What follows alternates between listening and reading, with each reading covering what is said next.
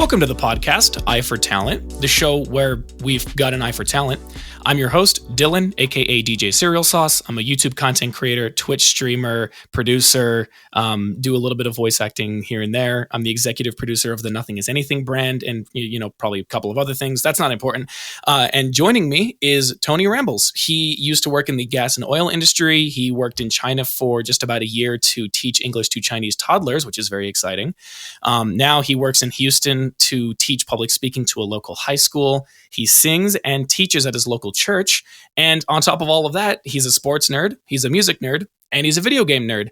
And by God, you have so much to you, don't you? I do. The onion keeps unfolding, so there's so many layers, I think, to all of us. And I'm sure we'll get into it as we talk. Yeah, that's certainly the hope.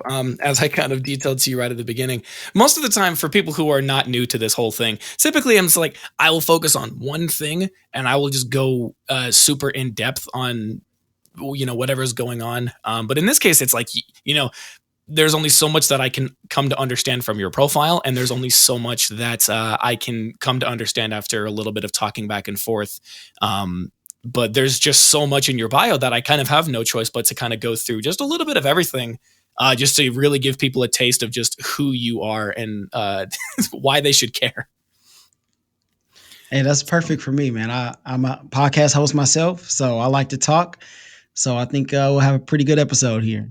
Yeah, sounds good. I guess before we actually get started, I kind of want to hear you just plug your podcast a little bit just to get a taste of just what that is like, because I did see that at the bottom of your bio. Right. Just one thing to add on to the list of things that I do. That's what, yeah, I should have put that at the father. top. I should have put that at the top as well.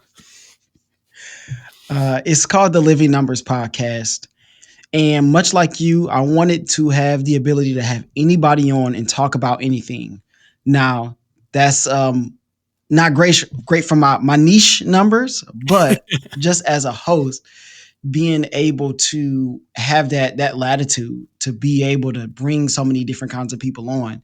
And I feel like there's more of an appetite for that kind of thing anyway. More people are starting to branch out into, well, I'm not just a makeup artist on YouTube. I also have, this lifestyle deal. So anyway, to get back to mine, it's called the Living Numbers Podcast. And I use numbers to transition from one topic to the next. So if we start with music, I would talk about like how your life was growing up, and then we would transition like, there's 16 bars in a verse, and so 1995 is when you wrote your first song, so let's talk about music, so that's pretty much how it goes. And I always have interesting people on, and, we just kind of walk through their life, and I try to make it insightful and entertaining.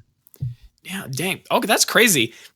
I think my brain is having a hard time kind of grasping the idea of using numbers as a means of transitioning, which to me just says that I kind of need to go watch a few episodes to kind of understand exactly what's going on with that, because that sounds cool as hell.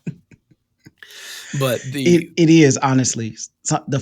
Sometimes the funnest part is coming up with the numbers, because you could easily have like a very simple number, like, you were 5 when you started ballet lessons. So, let's talk about that. Or you could go, well, ballet, the dance, the art of ballet was introduced in 1705, so it's sometimes it's kind of looking at the background and coming up with these cool ways to transition it. So yeah, it's a lot of fun.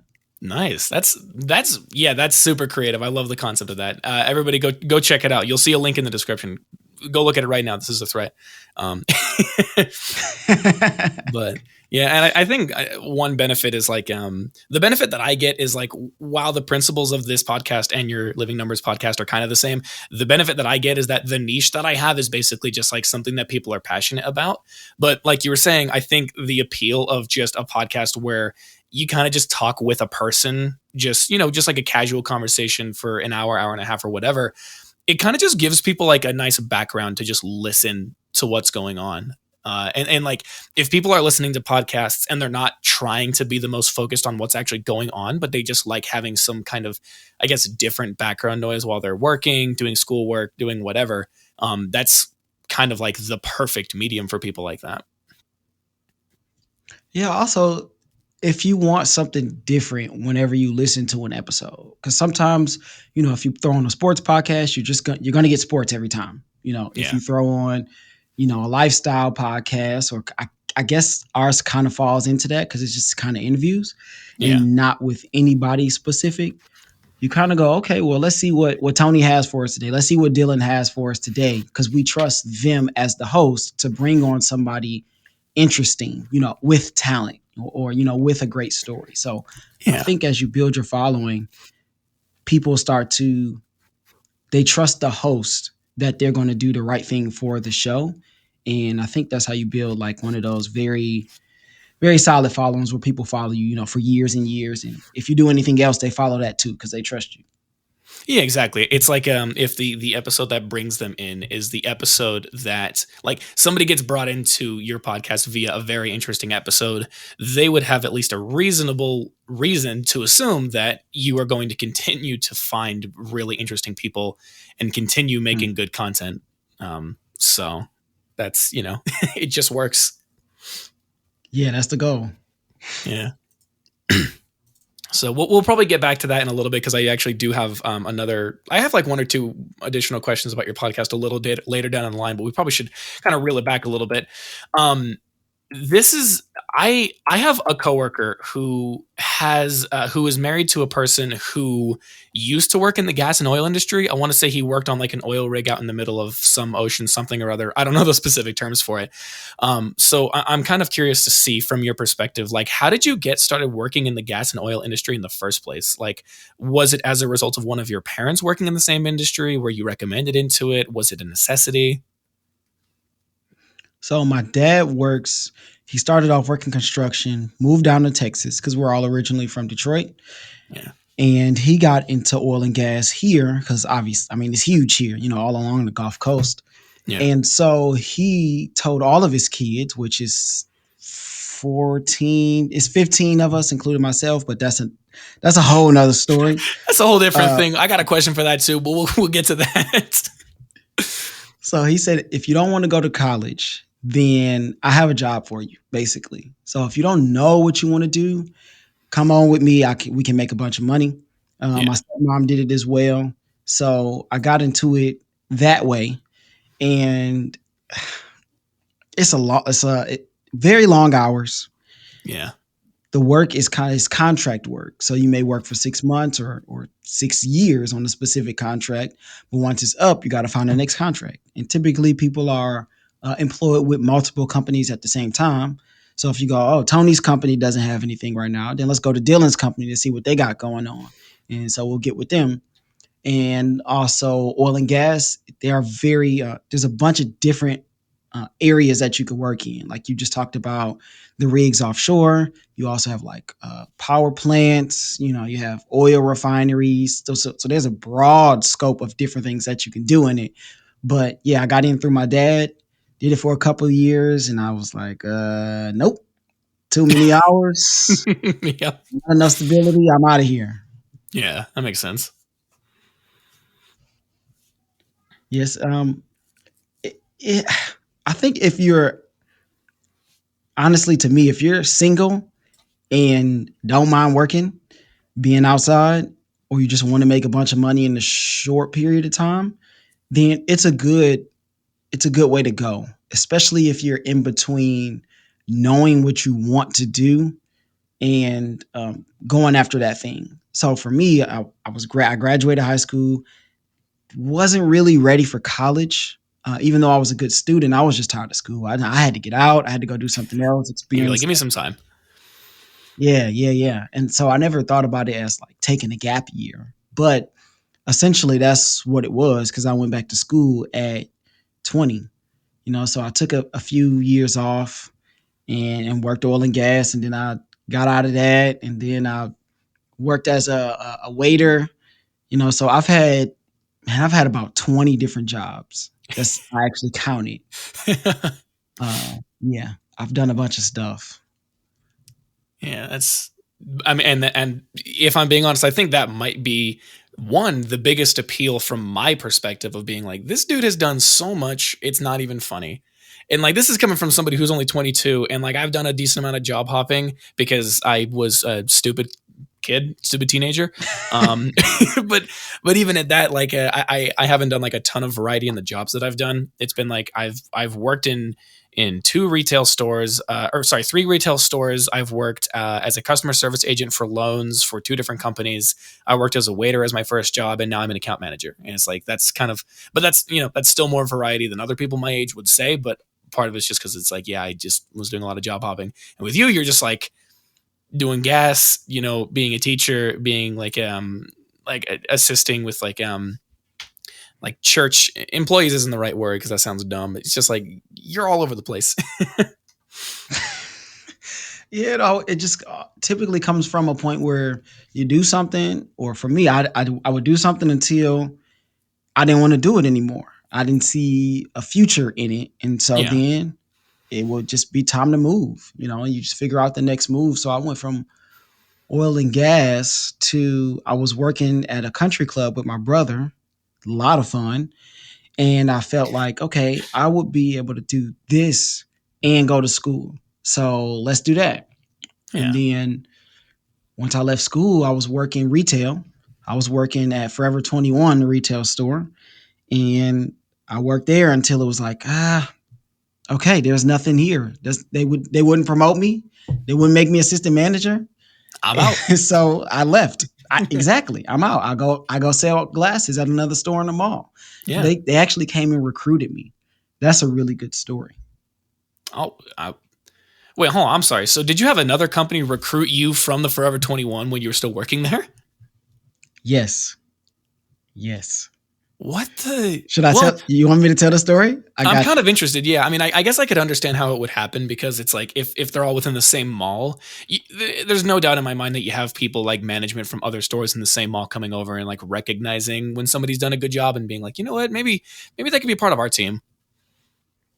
That's exactly what it was. They were shopping. And these are the two managers that are right under the store manager. So I Okay. remember like it was yesterday. It was Doris and Amy. I'm doing my thing at the register, and I'm smiling. I'm saying hey to people. I'm taking care of my business, and they come up and they're like, "You like working here?" So when somebody asks you that question, automatically the light bulbs are flashing. You're like, "Okay, okay, let's see what this is." And they have on like these. They have on blazers, right? So I'm like, okay, they already look professional. I don't know where they're coming from, but I'm listening. So I'm like, Yeah. it's cool. You play coy, and they're like, you looking at anything else? I'm like, well, I'm open, and this is all at the cash register. And I There's think like a it's line of I think people it's like behind on a them and they're Saturday. like there's like a line of people behind them, they're like, bro, come on, hurry up. Man, I work fast though. So basically, I'm like, yeah, I'm open. So they said, come check us out. Like on your lunch break or whenever, just come check us out down here. We're in the mall. So I go down there. I talk to him. I shoot the breeze with him, and I basically tell him like, this is cool. And as an aside, I also worked at Lady Foot Locker at the same time I was working at Forever 21. So I'm Oh, like, this okay. is cool, but I want to move up. I want to be in management. I at least want a shot. Yeah. And they were like, okay, we understand. So from there, they told the GM about me, and Julia, I remember her as well. She interviewed me, and basically, I was like, I want a chance to be in a management position. I don't want to just come in and be a sales associate and do this for the next however long. I said, I want a shot to move up. And she said, okay, we'll bring you in. If you do a good job, we'll definitely give you a chance. I was like, bet. And so I moved over and I started working at iMasters. Gave those people my 2 weeks. I said, I'm out. Look at the security footage. They're like, is it those people who came in blazers? And you're like, yeah. They knew they. I mean, I did everything I could to at least stay there and move up in the store. I'm like, y'all treat me well. Management was okay, but we was cycling through assistant managers like crazy. I mean, retail is that's how it is dealing. Yeah. I'm like, at least give me a shot. Give me some burn to try, but they just wouldn't give me a chance. So I'm like, all right, I'm out of here then. Yeah. It only makes sense at that point. So, but that's, I mean, Dan, that's very interesting, especially considering the only person that I know who has ever worked in a mall, he was working for a Spencer's in his respective mall, Hmm. and I mean that was about it. Like I've heard stories that he's gotten from there that are a lot less savory than the one that you just told me, and then I've heard like a comedy sketch of a guy who was trying to become a mall. Or it wasn't even a comedy sketch. It was like a comedy show that I went to, and this guy was telling a story of how he wanted to try and apply to be a mall security guard, and they didn't hire, like they made him go through all this training, and then they didn't hire him, but then they ended up hiring a guy who was like missing his hands or something. I don't know how Oh, much of that's it is real, terrible. but I'm like, that's all I got. Yeah, this was 2011. So I worked at the mall for like, I want to say like 3 or 4 years, Dang. just at one job and then to the next job. It was something Yeah. like that. Yeah, Huh. different times. Yeah, I guess that makes sense. I also obviously I wouldn't be able to accurately estimate if like mall culture, I guess, is any different from what it is now. Like I imagine it had to have been, but you know. Man, I don't even go to the mall anymore. So I don't even know. Like nobody goes to the mall. Like Amazon is the mall now. Yeah, basically. Like the only experience that I have when I go to the mall is I show up and I'm like, damn, every single kid here looks the same. Like I don't know what it is. But Yep, same hairstyles mostly. yeah, same hairstyles. They all dress the same. They walk the same. They go to the same stores. Uh, I'm like, all right, I guess this is what it is now. That's fine. Maybe I'm just Yeah, a little told to go to the mall like that. I don't know if the mall is still the hangout spot. Because I mean, that's what we would do when I was a kid. I graduated in 2007, so I'm 34, a little bit older than you are. Just a wee bit. But we just go to the mall and just hang out. We didn't have any money, maybe enough money to get food. That was Yeah, it. if you were And we would lucky. just, I don't even exactly. If my dad had a few extra dollars hanging around, but yeah, I don't know if people even do that anymore. I think it. I mean, I think it happens more than I expected it would. But I mean, I you know, whenever me and my friends go to the mall, it's usually over a weekend, and so it's like there's just going to be more people than normal. But and Mm. I mean, there are more people in groups than I would expect, so maybe it's not like too far off still. Because I think people of my generation and maybe the generation directly above me, which generations are confusing. I think technically you might be considered one Mm. generation above me. It makes sense. Either way, I still see it happen fairly frequently. So I'm not. I could reasonably believe that it's still popular. But I either way, guess we could just go to a mall and find out. yeah. I mean that. Yeah, I'm gonna go to the mall with like a pen and paper, and I'm gonna be like, all right, let me try and jot down just how many groups I'm seeing here, and then being like, all right, how many groups of people am I seeing in these stores? Like, what are popular stores for groups of people? Um, Then I'm like, who is this guy? You should go in there with a tie on. People are going to think you're somebody important. yeah, I feel like I'm conducting a survey. Uh, Yeah, like I'm from corporate. I'm just looking. yeah, they're Oh like man, if you corporate say for that, you who? would drive them crazy. Yeah, they're like we don't have a corporate executive for the mall. That's not just a thing that exists. But either way, Fun times. um, so this is probably one of the most kind of fascinating things to me. Fascinating is not the right word. I'm incredibly interested to see what encouraged you to move to China for a year to go and teach English to non-English speaking children. Like what was that whole process like? So this was 2015 is where we got to start. That's when I graduated college. Okay. And I was working at Chase Bank at the time. And I had been there for maybe like 2.5 years. And once you graduate and you get your degree, the world kind of opens up to you. You feel like you have more options, which you do. Yeah. And so I just thought to myself, at that actual time, I was going through licensing training as well. So I was getting like a series 6 and a series 67 or something like that. Series 6 and the Series 7's license. It's not important in the grand scheme of things, but they're training me to be a higher level banker. Yeah. And so right now I'm making the call like, is banking my future? And the answer was no. So here we go. Now I have to make an adjustment and see what's next. And Yeah. so I go to a job fair. I graduated in like October. I go to the job fair in February. And you walk around, you've been to a job fair, there's a bunch of tables, a bunch of people in suits talking about jobs that you don't want. And so I get in my car and like the only job or the only thing that was actually kind of interesting was the lady talking about going to China to teach English. And I remember that conversation distinctly because she's like, "Oh yeah, you can go overseas and teach English." And my first thought was, "Ain't nobody going to no China." That's exactly what I was thinking. Ain't nobody going to no China. And I kept walking. But when I get in my car and I think about it, I'm like, okay, well, let's see. Because everybody wants to travel, but traveling is not cheap. I don't care what the YouTube videos tell you. Okay, traveling costs money. And so I thought if I could go somewhere and I could make money instead of just spending money and losing money, then that might be a good trade-off. That might be the best place in the middle. So I started doing my research. I'm looking around. I'm taking interviews at like 10, 11 o'clock at night because they're all on the other side of the world. Oh And yeah, that eventually makes I get hooked up with this guy named Josh. And he teaches at this training school. And I got the best feel from him. So I'm like, okay, let's do it. Let's move forward.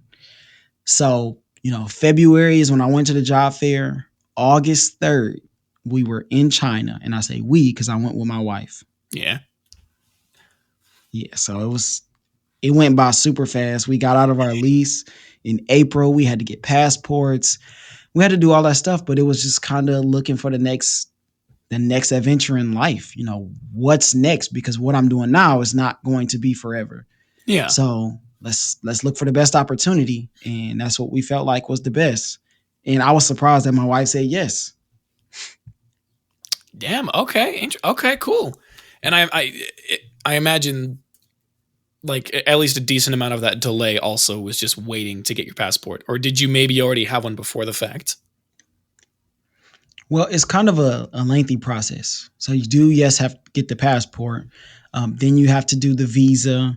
And then you got to, I think it kind of coincided with the school year restarting because that was the more busy time. August, kids are going back to school, that kind of thing. But I think it just takes a while normally. It's normal for it to take that long to get out there. And I think the other part of it was just trying to save up some more money, because our lease was up in April. So that means we got May, June, July, to save up some money. So when we get out there, it's not too hard for us, which Yeah, was you're a good not. decision. But huh, interesting. I think the craziest thing to me is thinking about the fact that there was a job fair that was like, hey, you can travel overseas to teach English to non-English speaking like children or students or whatever. Because I suppose on one hand, it's like I have a friend who's in college right now who actually is in Japan for a month, but that's also abroad studies and not really, just abroad teaching. But Hmm. it's like and obviously there's a very big difference between job fairs you'd get when you're in college versus the job fairs that you'd get when you're in high school. Like they're not going to be advertising none of that when you're a high school student, but like as a person who also like didn't go to college, I that's kind of one of the biggest shocks to me is that they just had a person with their own little booth at the job fair that was like, hey, come to China and teach English. It's like, what? You chose this school of Hey, all places, or whatever the situation might be. the recruiters, man, the recruiters, they get out there and they get it. So wherever they got to go to try to get people to sign up for their program, which is not the program that I went over there with. The funny thing is, the program that I went there with is not based in America at all. So it was a huge. Mm, it took a lot of faith, I would call it that, to be able to go, okay, I've never been to China. I don't speak Mandarin. This is not an American based country. So there's nobody to call. There is no corporate. There is nobody to vouch. You just kind of trust what you've heard over the phone. And for us, it was kind of, trust that God, will take care of us. And we actually ended up in a really, really good situation, because there are other stories where people get to a school and it is just awful. It's the worst experience and they can't get out of there fast enough. So I'm glad it worked out the way that it did. Yeah, honestly, as a person who's obviously not involved with your life at all like that, I'm glad to hear that that was successful as well. Because I mean, even just American teachers in American schools are like, I do not want to be here. I hate it. This sucks. Get me out. So I can only Well, as imagine a how much teacher that must have been myself, amplified being in a different country, much less one that is not even like the like a one where there probably wouldn't be like a lot of American tourists to like help you navigate your way around. ironically, it wasn't, I guess I say it looking back now that it wasn't that difficult, but I think it is partly because of the town that we were in. And this town was fairly big, 10, 15 million. And it was more westernized, right? So they had, Mm, they had a Subway, they had a McDonald's if you just didn't want to eat Chinese food. There was plenty of things that kind of made you feel a little more comfortable, as opposed to going to one of the remote cities that's kind of out in the middle of nowhere, that's smaller, that doesn't have those same kind of amenities. So yeah. I think that the curve for us was a little less steep because of the place that we were in. But also, you just kind of got to roll with the punches. You get somewhere and there's no, it's a 13-hour flight. Depending on how far you schedule it out, it could be thousands of dollars. So there is no just going home. So it's Yeah. not like if I drive, to another state, you go, it just kind of sucks. Let me get a flight, move back in with my parents, maybe hit a nice little reset. There was none of that, so we had to get there and figure it out. And Yeah. we had great people there that helped us a lot too. So it worked out. Yeah. That's cool, honestly. Um, I guess as a follow to this whole thing is how was your overall experience being over there outside of the teaching environment itself? It was a lot of fun. It was a lot of fun. So my thing that I like to do is I like to play basketball. And over there, basketball is huge. Like there are tons of courts all over the place, outside, inside. So I would just go places and I'm like, oh, they over there playing? I have my shoes. I'm ready to go. And when I would step on the court, I'm not kidding. This is no lie. This is no exaggeration. People was playing like their life depended on it. It's like they wanted to show everybody, like, oh, we got the black guy that looks pretty athletic, that could jump a little, well, not jump a little bit, that could really jump. We're gonna show. I'm gonna show all my boys that I got the goods. And so when I would get on the court, I mean, and I would watch, these guys are, half-hearted, not very good, whatever. As soon as I step on the court, everybody's Dennis Rodman. Everybody is playing Detroit Pistons lockdown hackathon defense. It was a challenge, I would say. I feel like I won more games than I lost for sure, but that is one of the things that sticks out the most. Not just because of the games on the court, but the people I was going with. There were a lot of expats, so there were people that were from America that went there to do the same thing. So like my homeboy Lucian was from Baltimore. Persian guy played just like Paul Gasol. Momo was a guy like he had to be like 5'5", play like Jason Kidd. We had another guy named Casey. He was from Alaska. This was one of the only guys that was dunking, and he was huge. So Luke was from Seattle. So I built all these relationships with these other guys, and you kind of built that camaraderie. So that's one of the things that I miss the most, is that community of people where we all kind of got together and did one thing. And a lot of times we would walk, or we would meet up because we all lived fairly close in the neighborhood. Not like here where everybody's in cars, everybody is kind of doing their own thing in their silos. Over there was a larger sense of community and togetherness because you had like people outside. It felt like when I was a kid, and everybody was outside. Nobody was inside, playing games online. Now, there's a major place for video games, but it wasn't like it is today. There's Right. Yeah. people outside playing football, playing basketball, riding bikes, all kind of stuff like that. And I felt a lot of that when I was there, and that was a great appeal. And one thing that I actually miss, especially now that I have a son. So, yeah, off the Yeah. outside of the classroom, it was pretty cool. Big adjustment. One more thing, big adjustment. What was not having a car. Yeah. So I'm on the subway all the time, and I live in Texas.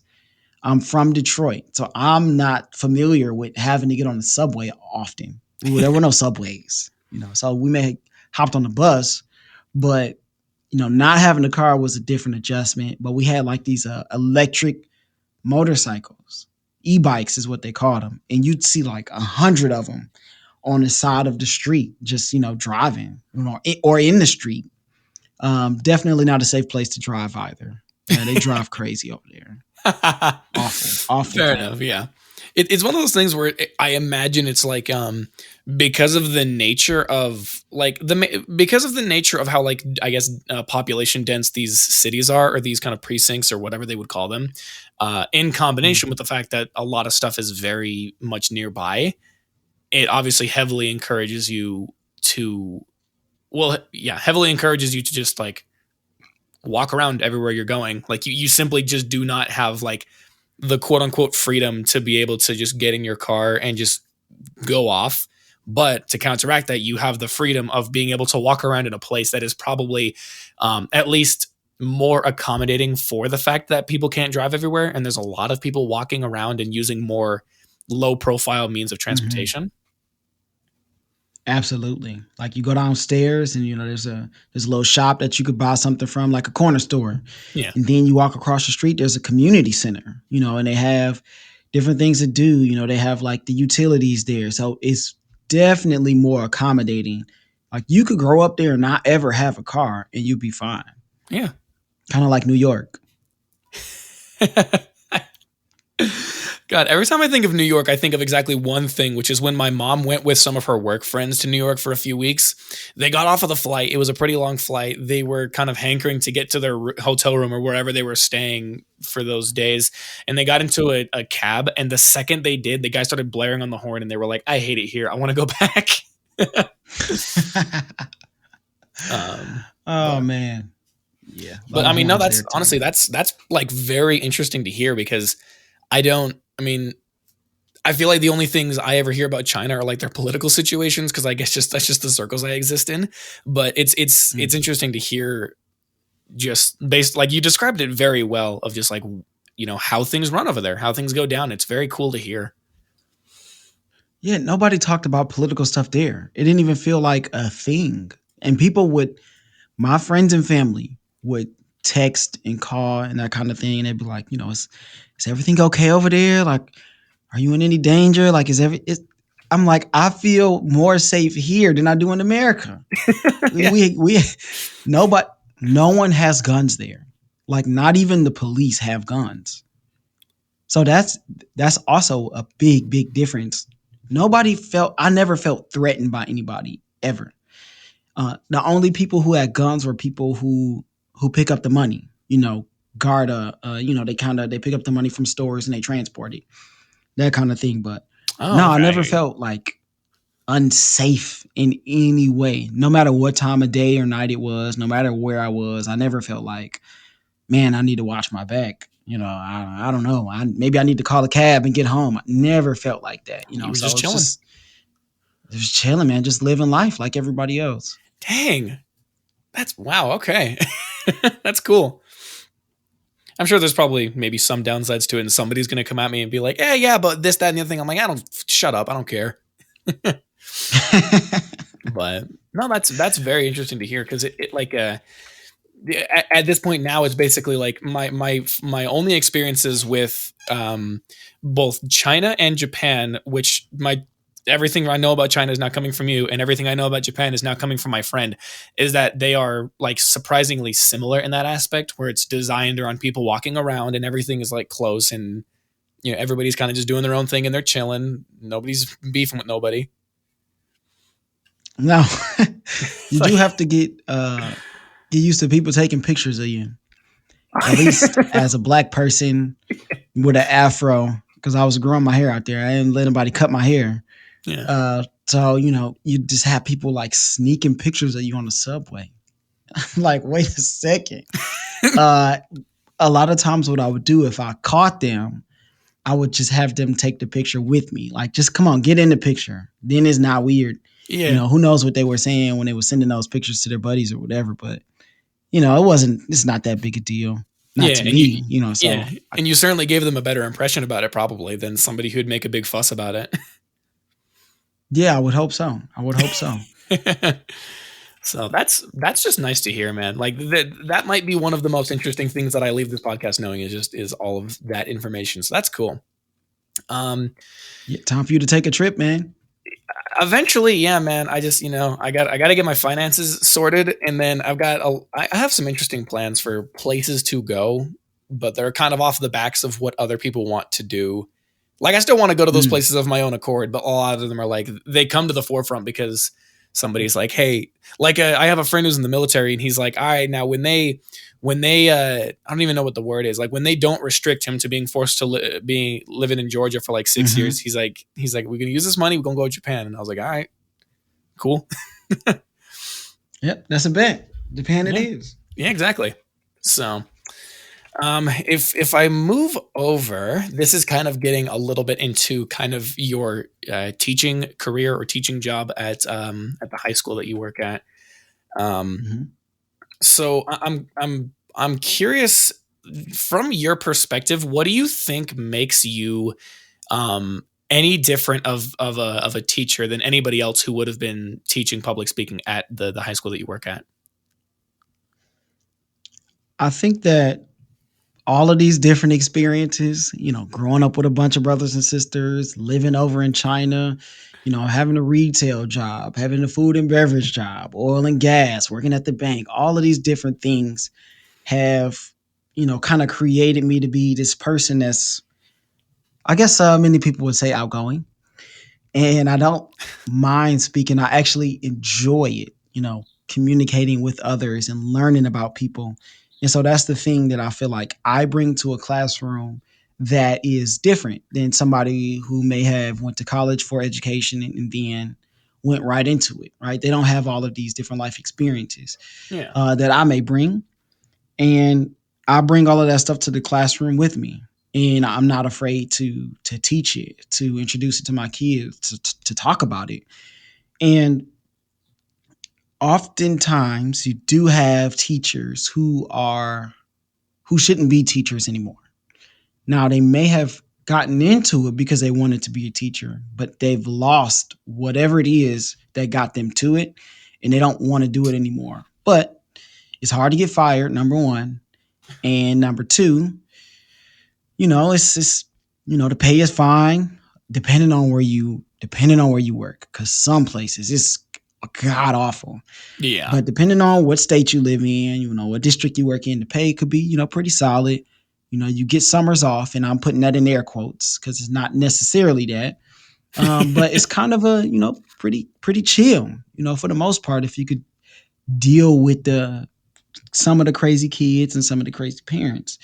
But yeah, that complacency is the reason why the people don't leave and actually go find what they should be doing.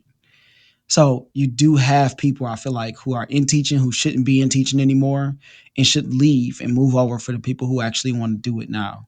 And then when those people start to hate it, then they can leave and move over for the next group of people. yeah, So exactly. I It's think just you know yeah, go ahead. I was just gonna say it's one of those things where it's like I think the reason that teachers get such a bad rap is because of the fact that there's always people who are there who just don't want to be, and that is reflected in the way that they teach. And so it's like if you these people don't want to teach anymore and they're like, all right, I'm going to use this experience to go find something I do want to do. There's always going to be people who want to teach because there's always people who are going to think exactly like you. They're like, I want to instill knowledge upon people, or I want to be able to, like, there's a certain set of experiences that come with being a teacher, especially at an American school, And that's just a thing that is always sought after by people. So it's like hitting the refresh relatively consistently Mm, is actually what gives teachers a better rap in certain districts, I suppose. it would, but again, like a lot of time teachers, they're not getting fired unless they doing something inappropriate with kids or doing something inappropriate with money. Yeah. If you're not doing those two things, you could kind of be a bad teacher and keep your job for however long you want to keep it. Yeah. So that is the issue. But then if you start looking at it from that perspective, you go, dang, like, okay, if we was getting rid of people, do we have enough people to replace those people? Yeah. Because you also see where people are like, well, being a teacher is getting a bad reputation, and people are like, it kind of sucks. But I think that is the minority being louder than the majority. I Yeah. A think vocal majority of minority. teachers, there you go. The majority of teachers enjoy what they do. They get something from it. They want to teach the kids. They like to have those summers. They come back with, refreshed, energy and refreshed lessons, and they're always tinkering. At least the good teachers that I've worked with, that's how they are. Now, by the time that end of the school year comes, they are ready to get up out of there. That is definitely a thing. But they're like, I need my summer to be able to get back to the place where I'm ready to go. I'm ready to teach again. I'm ready to bring those fresh and new ideas. And that's one thing that I always try to do is make my class fun. Because if I'm not having fun, they're probably not having fun. And then if people are not engaged, then now you have more behavioral issues. So I think I run my class pretty liberally. I don't have a bunch of rules, but the few rules that I do have, I need everybody to follow them. And you do that by creating classroom culture. Now I'm really getting into the weeds of teaching, but like if you create a place that people want to be and they feel comfortable, then they typically don't want to leave that place, i.e., getting kicked out, getting written up and sent to like ISS, that kind of stuff. Yeah. So they'll typically shape up and fly right so that they can stay in the class. But that's how I run things. Not everybody is like that, and everybody is different. And I think that is good as long as people are being effective. Yeah. As long If as you're if you ultimately don't, trying to yeah, achieve the goal of giving enabling your students to learn, because ultimately that's obviously just the entire purpose of a school. mhm. So Yeah, yeah, definitely. And I also try to focus my energy on the other teachers as well.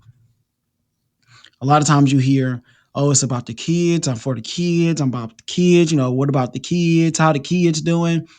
I'm like, there are other people here too, and they are adults, and they got to put in a lot of work and spend a lot of time here.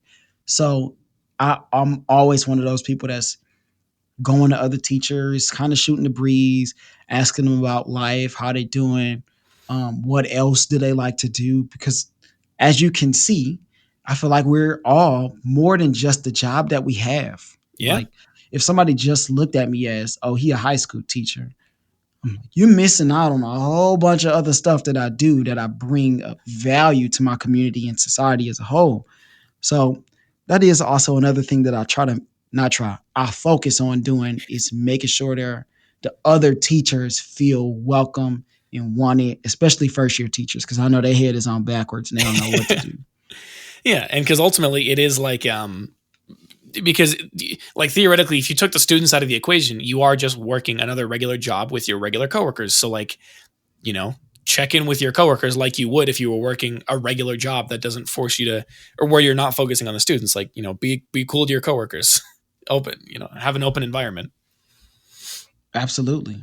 That's something that's I feel like is getting a little more lost because of hustle culture, and people are like, well, I don't have to do all of these extra things, right, that my job wants me to do. And I think there's a balance that can come with that.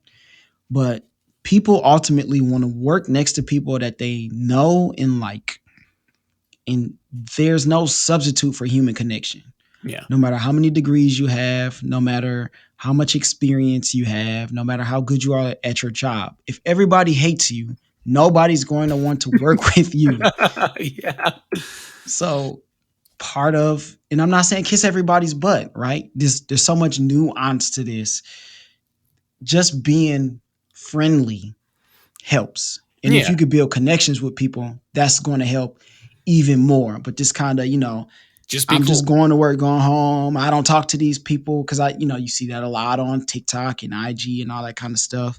And it's probably again the vocal minority speaking loudly, and the majority of people are going to work, being nice to people, building connections, doing all the stuff that we're talking about. So, yeah, man, be nice to people, build bridges, don't Yeah, burn them down. precisely. Yeah.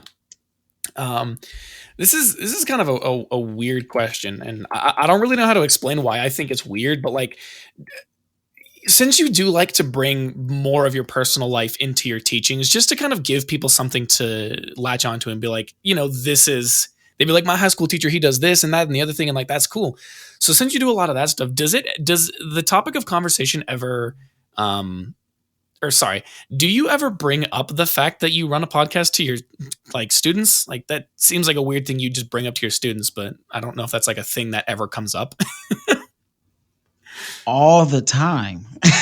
Okay, all right, good All the start. time.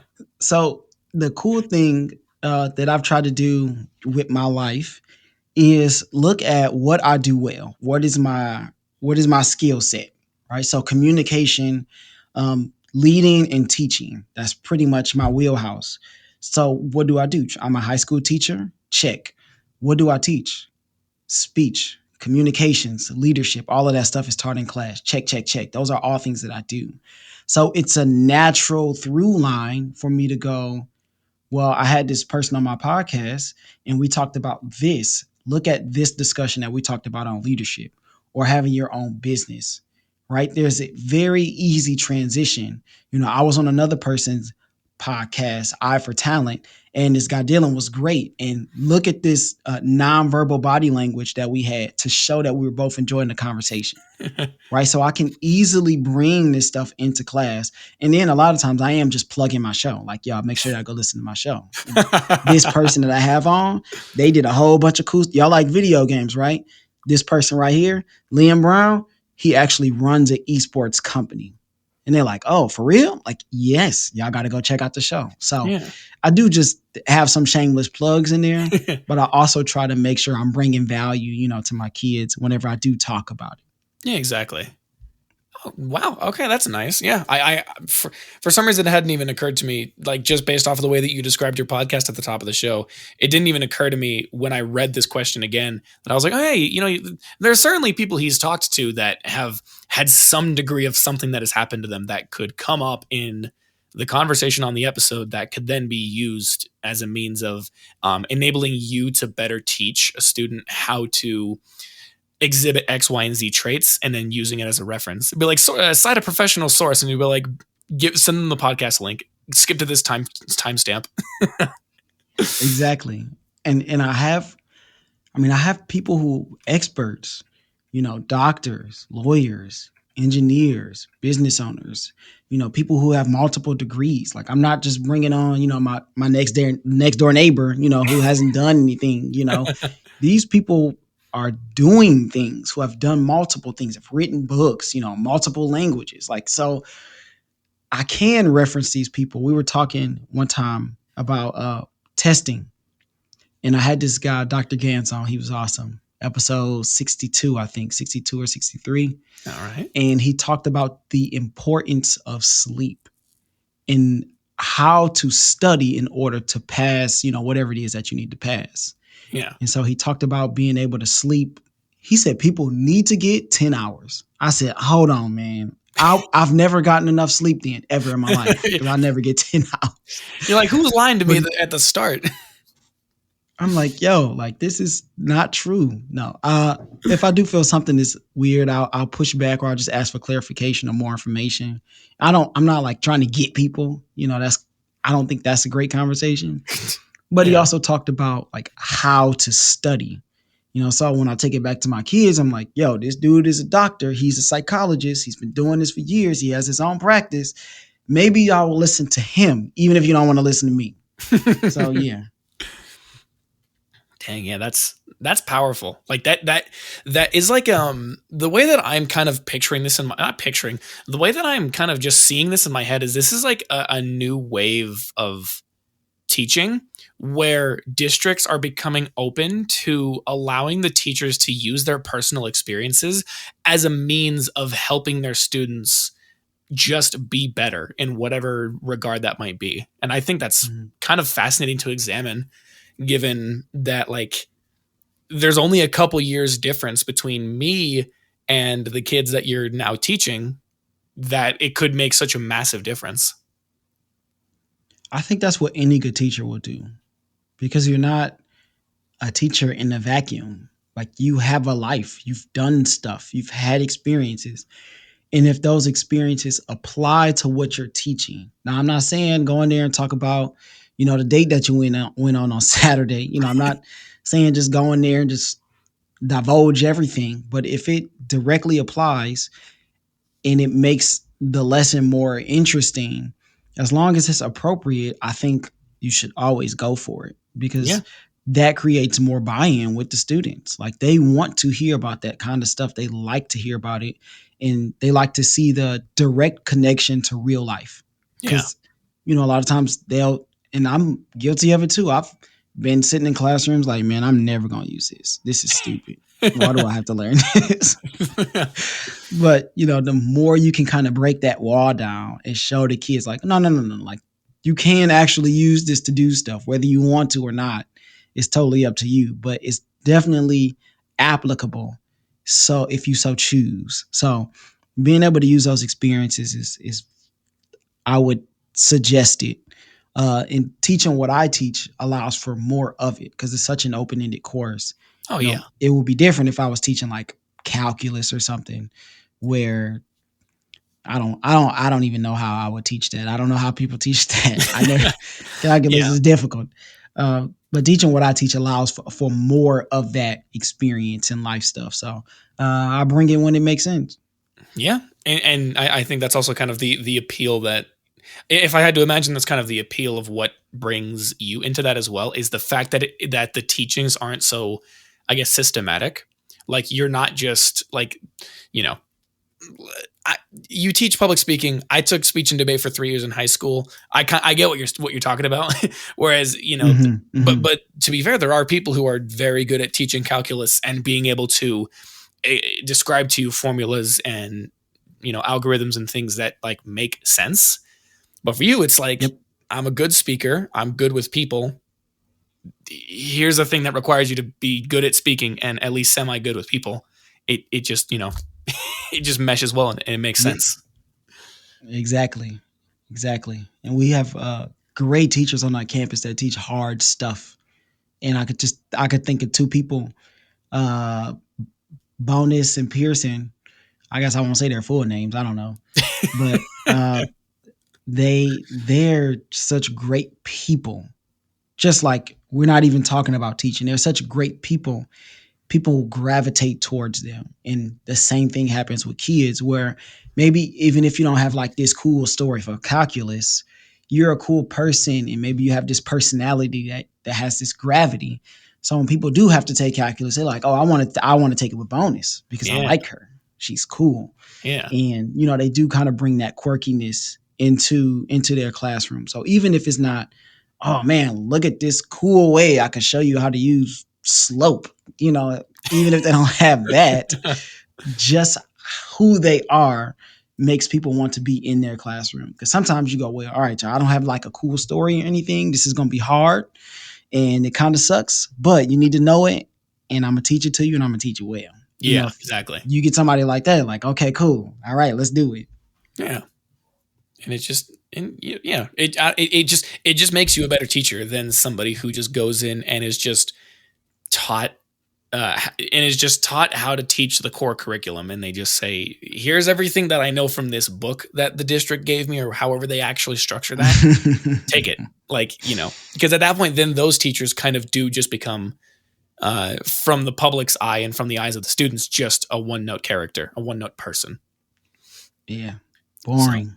yeah, exactly. Boring teachers, unfortunately, and it happens sometimes. But um, Jesus Christ, you've mentioned twice now that you have 14 brothers and sisters, and I also saw that in your ready to answer questions that you have 14 brothers and sisters.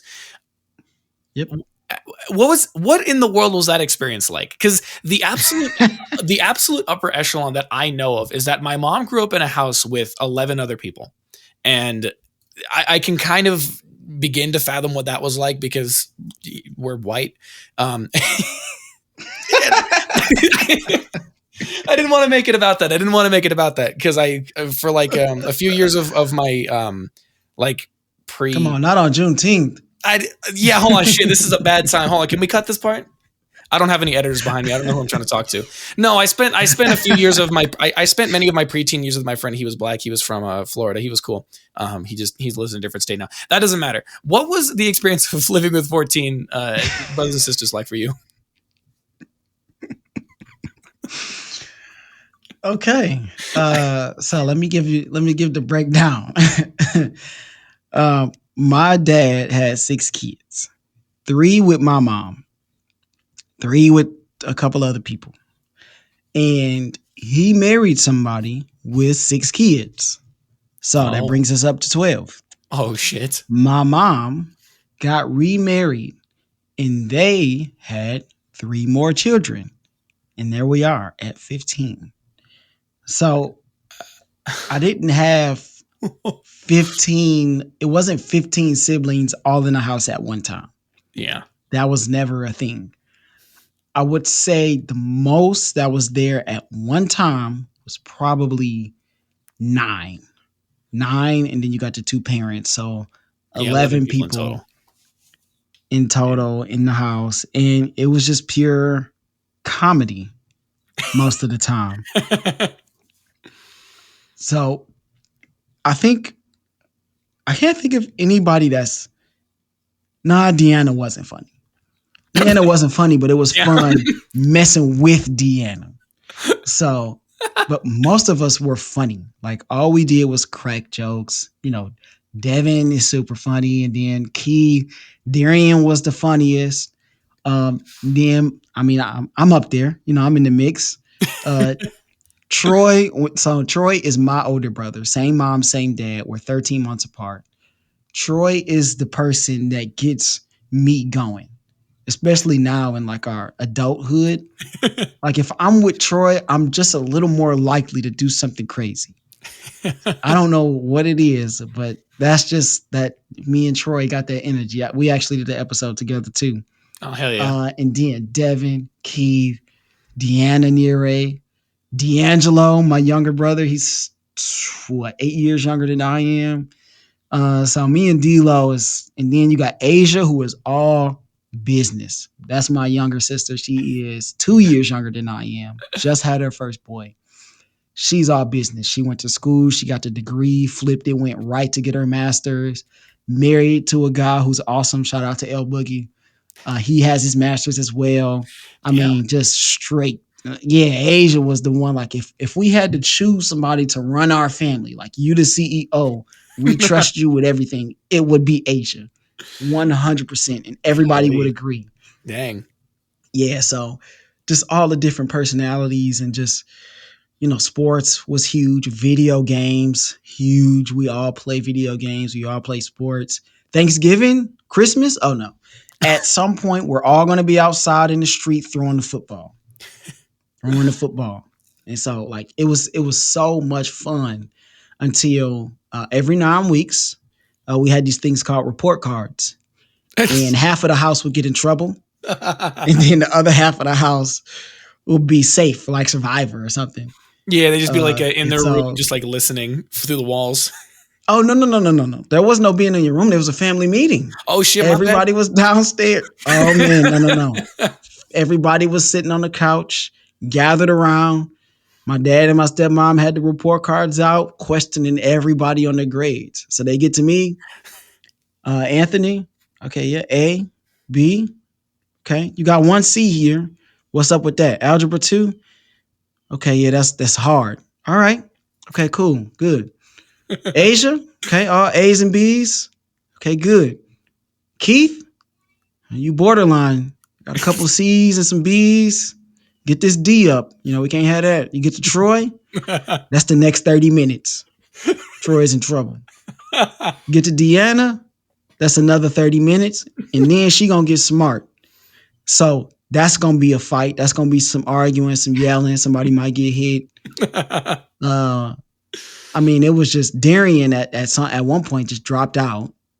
So it was just pure anarchy. Sometimes it was crazy, man. Growing up, it was crazy, I was thinking like and that's just I'm like, how did the report card sweep go with Darian?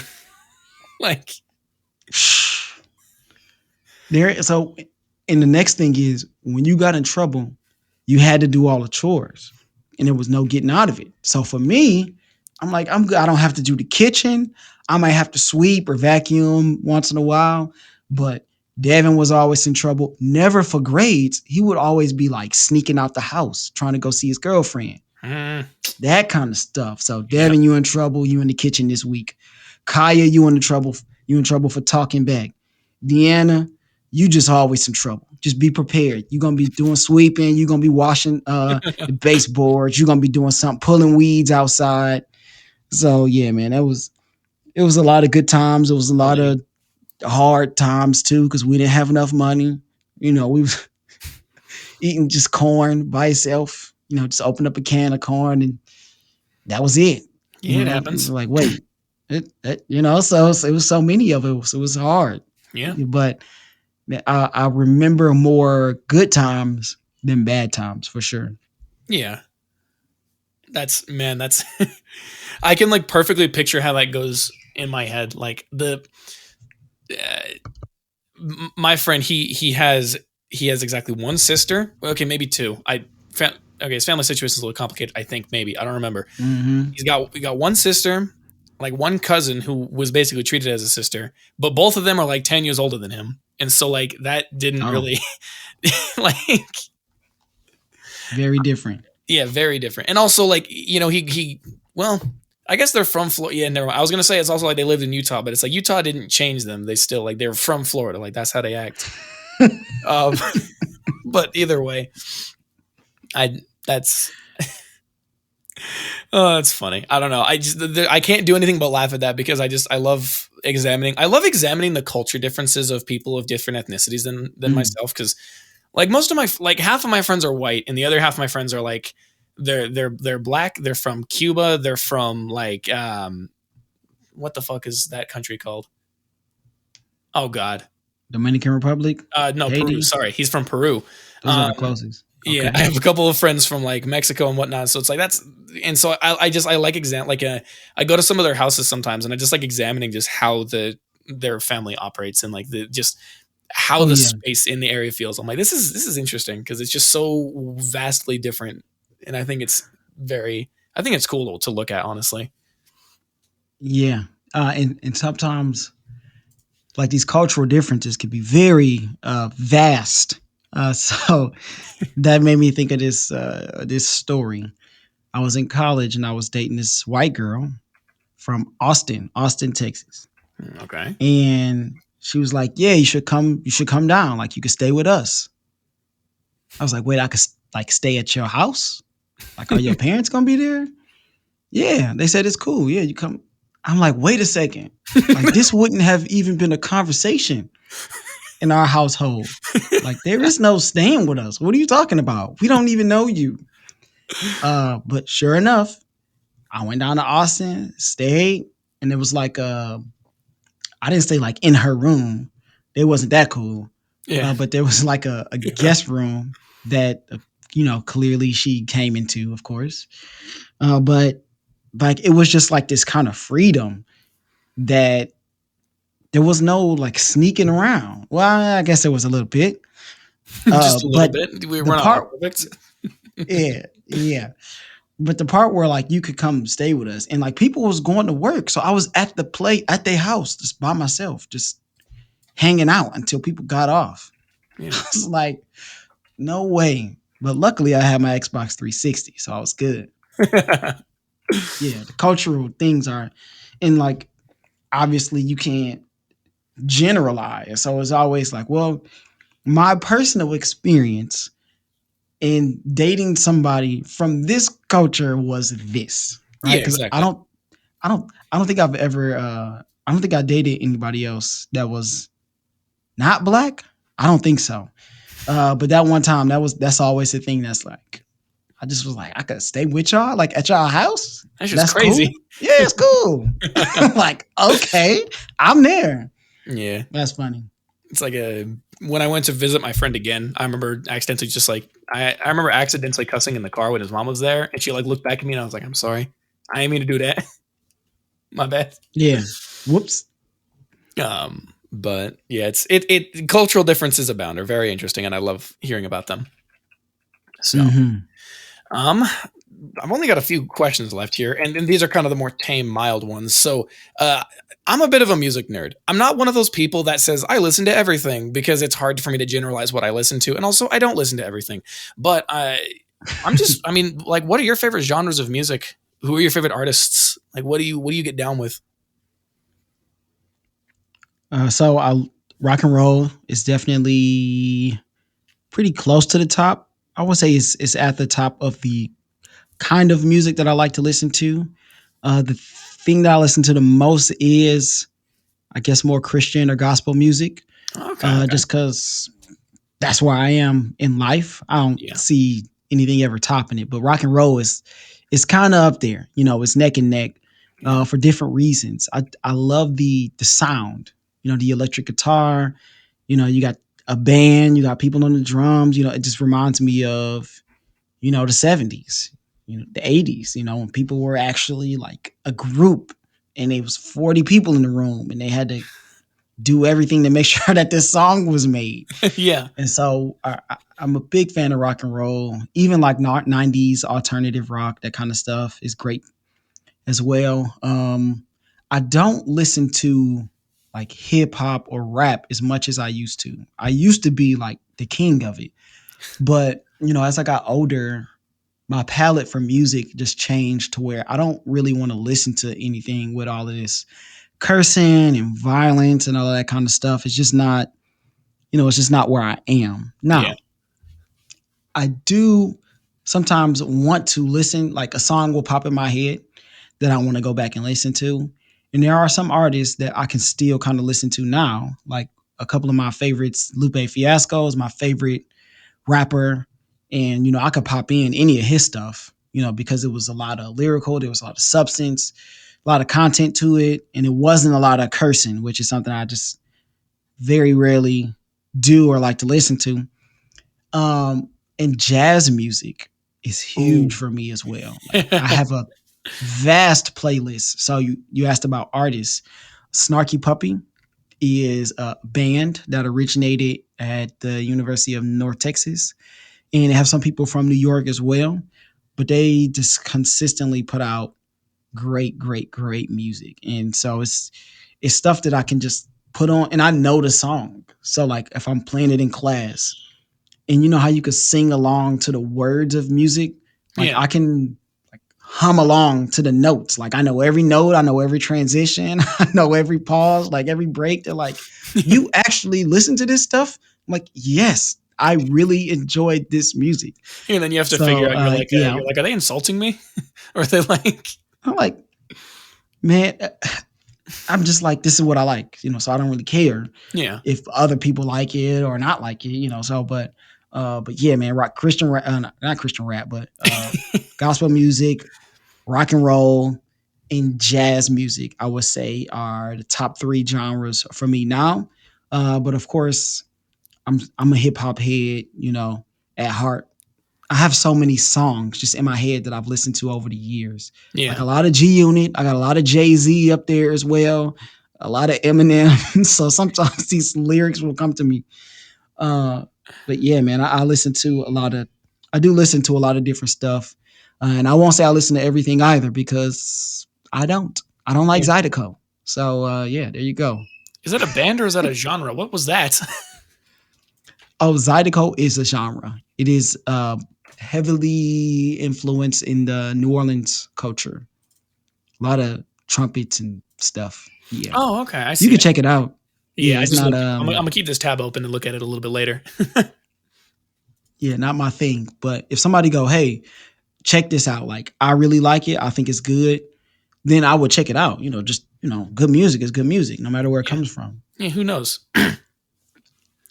That's nice. That's good to hear, honestly. Um, I was gonna totally make a joke about being like, I assumed this or the other thing, and it's like I had no assumptions. I was like, you are such a wild card when it comes to all the things that I read. I was like, I don't know what to expect. I'm just, like, what gets him going, and I'm like, yeah, that's it. That's good. It's a nice Well, variety. my music Yeah. my music taste changed really when I came to Christ, right? So I just started to examine everything in my life, because that's what faith will do, no matter if it's coming to Jesus or coming to whatever else is out there.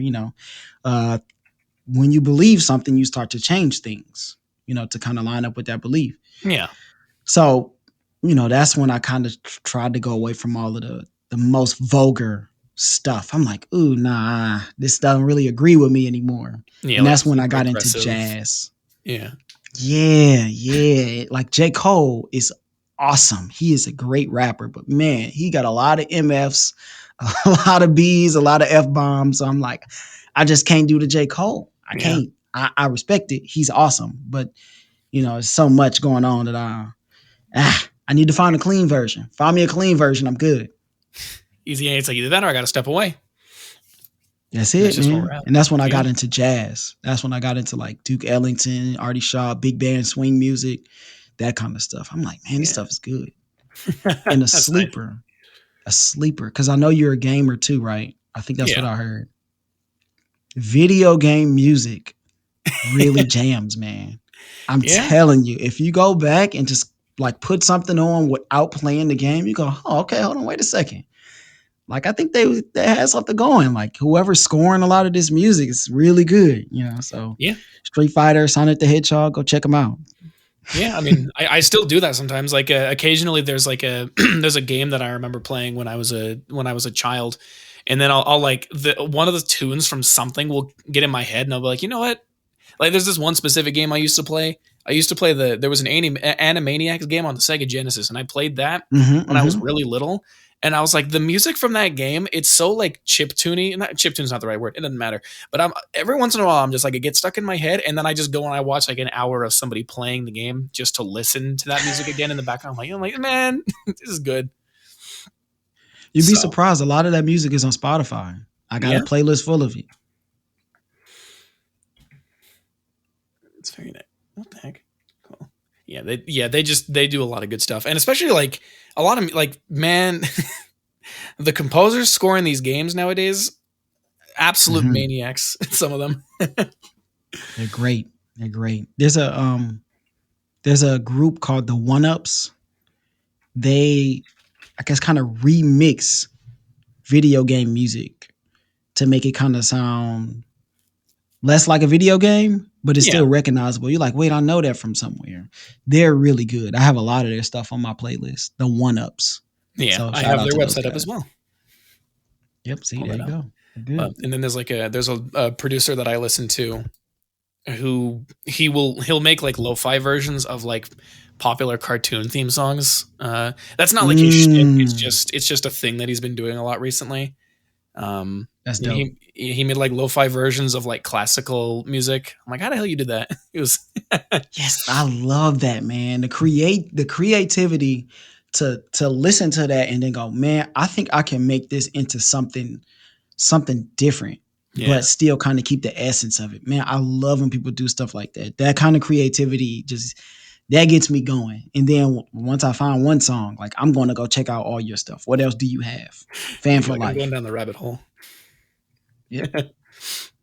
So, I guess kind of on the topic of video games, I'm curious, what are some of your favorites, and like what are ones that you've really been into recently, depending on how much free time you have these days. Well, I'm in graduate school, so Oh a boy. little less free time than normal. Sports games always NBA 2K, MLB The Show. Those are the games that I always play whenever they come out. I always check out Madden just to see how bad it is. Maybe I'll play it for a week or two, and then I'm off of it. But I play a lot of 2K, and then I will check out. kind of other games along the road. I know the AEW game is coming out. I grew up a huge fan of wrestling. So whatever wrestling game comes out, I always check it out. So I've played the 2Ks, the AEW. This is their first game, and it's on the old THQ, the Aki engine that I was playing WrestleMania 2000 on and No Mercy. Yeah. So I'm like, oh, I got to check that out. I want to see. So those games, there's a game called Hades. That's really, really good. Ooh, Dungeon crawler. yeah. Oh man, that game is awesome. Yeah, it takes a lot to get me off of sports games. But yeah, I'll check stuff out because I have a GameFly, so I can rent it, play it for a little bit, and then send it back if I don't like it. So I'm Yeah. not shelling out $70 every time I want to play another game. So Yeah, but hopefully you have it for yeah, just long enough to get your fill of it. yep. Yeah. And then some games I play them way more often, and that's always going to be 2K. So when the next 2K drop, I will be on it. I will have the $100 version, whatever that is.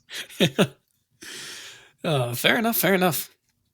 And then I guess the second to last question is you've talked a lot about the miscellaneous jobs you've gone through today, and it's been a very, very fascinating tale to figure out. You're not figure out just to hear everything you've been going through, that you have gone through. Mm. But what would you consider to be your most off the beaten path job?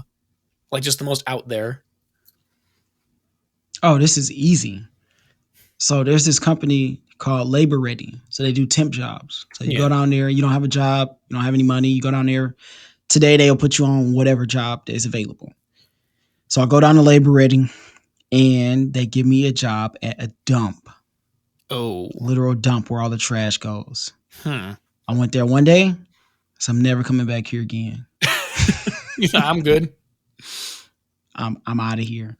I don't really like doing stuff outside unless I'm doing something sports related. So Yeah. cutting grass, just running or walking, taking the trash to the curb, anything outside. I just don't want to do it because in Texas, in Houston, the humidity is crazy, especially at this time of year. Oof. So never mind going to a dump and being around trash all day. I'm like, nah, I'm not coming back here. I'm good to go. Yeah, that's I gotta go find something else. that's a tough bargain. Jeez, golly. Yeah, okay. That's I mean, it it's like 70. I can't make an accurate percentage of this. It's like 70%, 75% of the work of like working on an oil rig, but with like 30% of the payoff. Not even 30. It was Golly. awful. Yeah. Awful.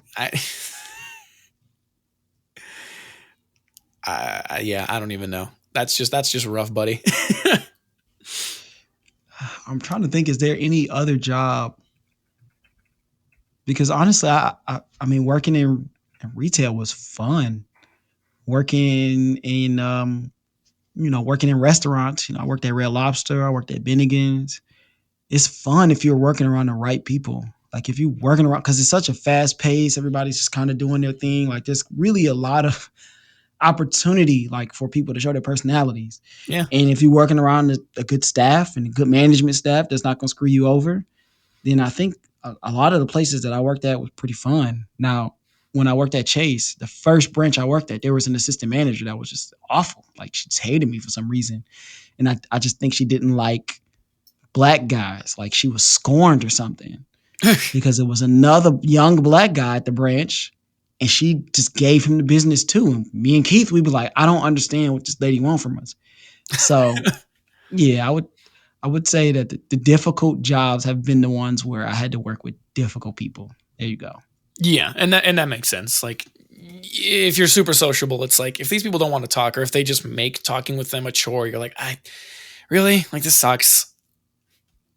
So Yeah, because I, yeah, I I need to talk, man. I need to shoot the breeze. I'm not. I just have to. It's who I am. yeah, it's like you spend a third of your day at work. Like you think I'm just gonna sit there doing nothing? Are you kidding me?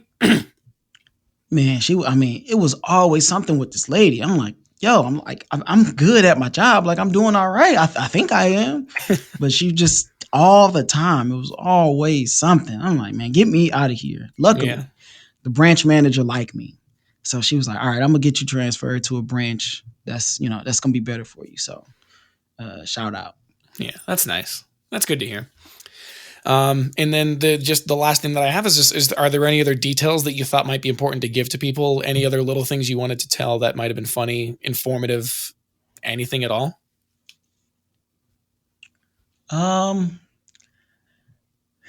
Out of all of this stuff that we talked about, one thing that we didn't talk about, which I guess can be a tough transition, is just being a father and a husband. Oh yeah. So it definitely it's definitely a lot of work.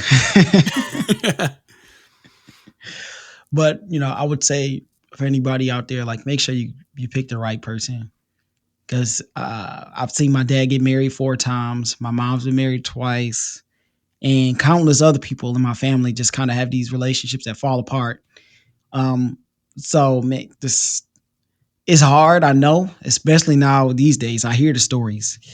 But man, you got to make sure you get with the right person to build this life with. Because if you got the wrong one, it could be totally awful and draining.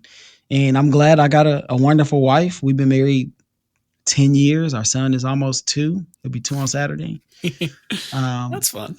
But yeah, man. So, yes. Oh gosh, he's growing and getting big and throwing stuff and throwing himself on the ground. It's awesome. It's a lot of it's a big adjustment. A big adjustment. Yeah. But yeah, I would. Yeah, those are some things I could easily talk about marriage and adjustments from there and how to do that. But shoot, we're at what, hour and 21? Yeah. Is this one of your longest shows? I think this is going to technically be the second or third longest, but if it's any consolation, the guy with the longest show is at like an hour and 40. And I don't really know how that happened. It just happened, but long-winded.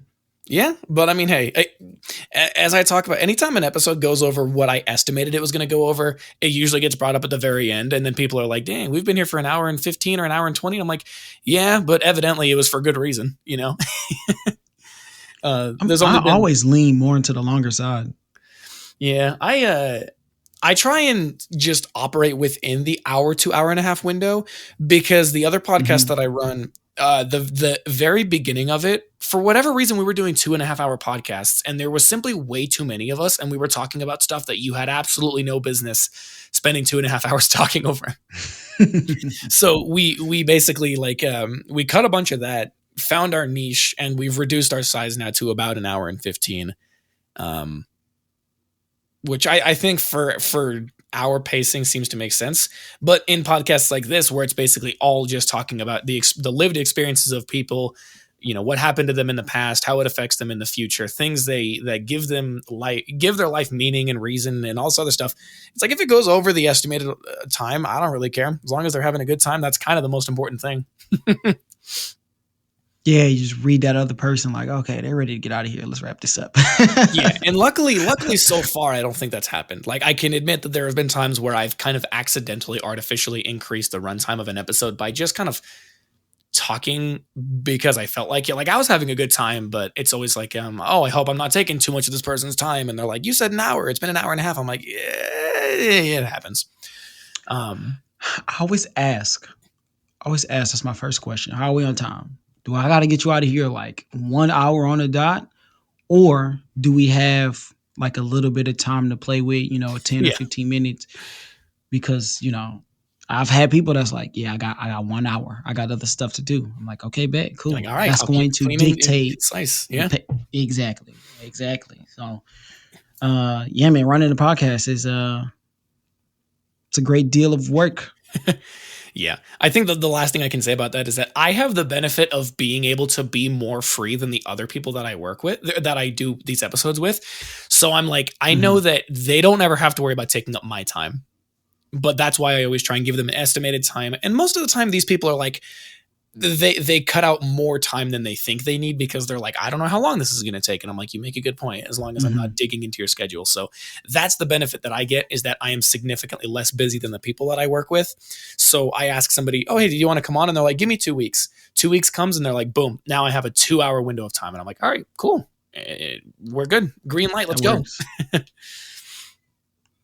So So it's always a fun time. But on that note, I want to thank you so much for coming on here. Obviously, I don't have as much of a personal connection with you as I have with other people that I've talked to in the past, but this was still an incredibly interesting conversation to hear. Coming from somebody who, I mean, you have 12 years on me, so that's plenty of time for you to amount a lot of stuff. So it was very interesting to hear everything that was going on. Very interesting to hear kind of just what you do on the regular. The way that you advertised your podcast at the very beginning has encouraged me now to add that to my saved podcasts, and I'm going to start just going and sifting through those and just kind of just going with them. So I mean, kind of the only thing I have left for you is if there's any plugs at all that you want to give, any links you want people to maybe go and check out, feel free to spout them off. I'll link them in the description and we'll go from there. Well, I kind of made it easy for you, Dylan. I put everything on my LinkTree. So it's LinkTree, / Tony Rambles. If anyone's ever used those, it's pretty easy. I have coaching that I do for people who want to be interviewers or communicators or speakers. I'm pretty much a tutor in that area, podcasters. I also obviously have my show that I would like for you all to listen to and subscribe for the behind the scenes stuff. I have merch. And so all of that stuff can be found on the LinkTree. Whoever created that is really a genius because you can put all your great stuff in one spot. So definitely go check out that and listen to the Living Numbers podcast. Maybe I'll have Dylan come on and we could do a little swap. Yeah, the next time the match comes up, you're going to be like, all right, you want to come on a podcast? I'm like, yeah, sure. Sounds like a good time. Like, who is this? Dylan? No, I'm not going to forget. I'll be like, how could I forget somebody like that? So yeah, like you said, all the links are in the description. The only tough part for me is actually going and finding the LinkTree. So I'll go and search for that in a little bit. But while you're here, if you're still listening, I have a bunch of links that you can also find. Unfortunately, I'm not professional enough to have a LinkTree, which is actually something I should have thought about doing. So it's a little less easy, but it's easy enough in that if you just search up DJ Cereal Sauce on any platform, you can find what you're looking for. YouTube, Spotify, Apple Music, TikTok, Instagram, if you really wanted to do that. Sometimes there's no spaces. Sometimes there is spaces. Sometimes there's underscores because of the way that social media websites like to let me make my username. Unfortunately, I have to be a person with a 3-word username. So there's all of those. And then, as I mentioned at the top, there is a stream team that I'm a part of called Nothing Is Anything. We have a YouTube channel. There's a bunch of links for people's Twitches in the description. Go look at all of those. Go listen to the Living Numbers podcast one final time. And I guess I hope I'll be seeing you around again, Tony. Yes, sir. Yes, you will.